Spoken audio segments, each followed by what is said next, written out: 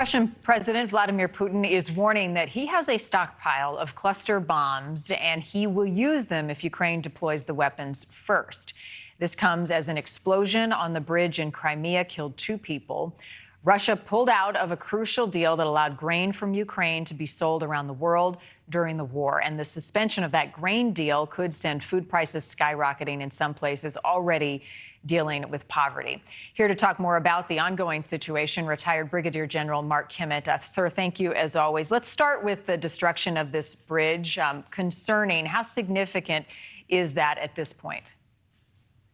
Well, I think we've got to understand that the Ukrainians are trying not only to cut the land bridge from the north around Kherson over to the sea north of Crimea, but they're also trying to cut the land bridge from the south.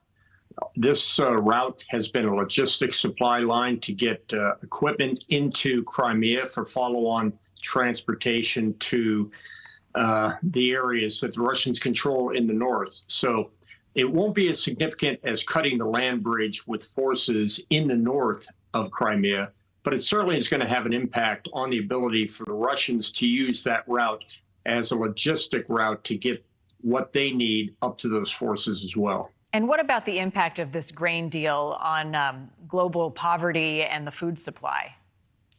Yeah, you know, Marni, as an example, Egypt imports all of its wheat. It's got 30 million people inside of Cairo alone. So this could have a significant impact on the grain supply for the world. I would expect if you take a look at commodity prices this morning, you would see a bump in wheat.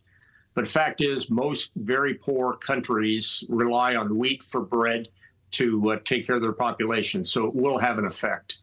We saw an image just a moment ago of one of these cluster bombs. A Ukrainian general says the cluster bombs from the U.S. could radically change the battlefield. Putin says, I have them. I'm prepared to use them as well. Talk about what these are exactly and how much damage they can do.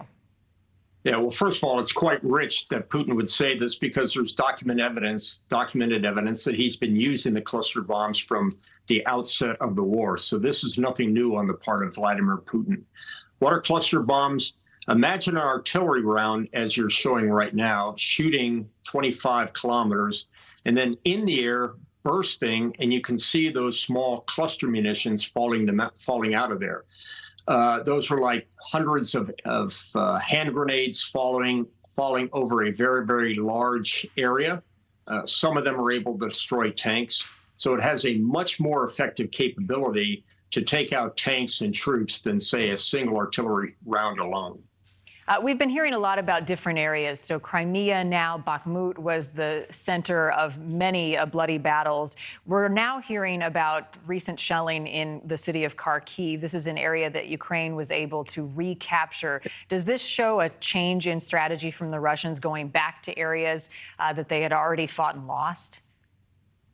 No, I think it's a strategy of the Russians to continue to terrorize the population. And the more large cities they can hit to terrorize the population, they believe that they can cause the population to pressure Zelensky to stop the fighting. It's clear that Russia is not winning on the ground. So it's going to try to attack the psychology and the morale of the people to try to get Zelensky to end the war. But up to this point, the Russians have been absolutely unsuccessful in that regard. One other thing I want to get your thoughts on. Russia and China set to hold some drills in the Sea of Japan. How concerning is this? Oh, I think this is just what we call a demonstration. It's just a little bit of muscle flexing on the part of the Russians and the Chinese, trying to show them as part of this large alliance against the West. Do they have a capability in that area? Yes. And will the Russian Pacific Fleet going to train with the Chinese give them more capability? Yes.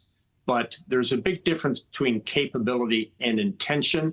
And I don't think China at this point has any intention to try to sink any ships or to try to use that flotilla as part of an invasion of Taiwan. Brigadier General Mark Kimmitt, as always, thank you, sir. Thank you for watching. Go to NewsNationNow.com to find NewsNation on your television provider. And don't forget to click the red subscribe button below to get more of NewsNation's fact-driven, unbiased coverage.